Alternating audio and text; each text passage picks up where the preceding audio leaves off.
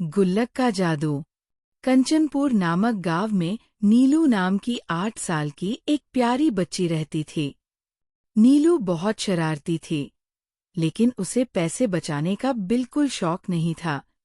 जब भी उसे जेब खर्च मिलता, वह टॉफी, खिलौने और पटाखों में खर्च कर देती।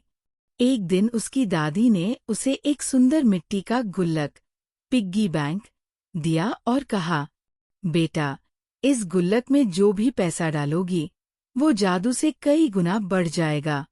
नीलू को गुल्लक का जादू सुनकर बहुत खुशी हुई।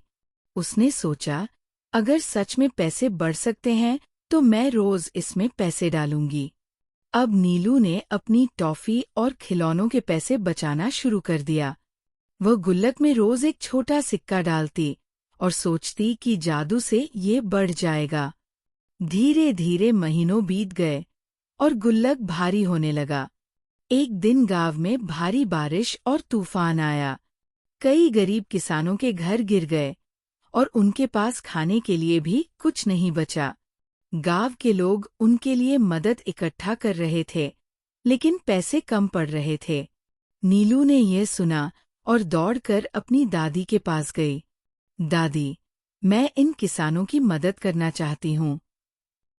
नीलू ने अपना गुल्लक फोड़ा और देखा, उसमें कई सिक्के और नोट इकट्ठे हो चुके थे।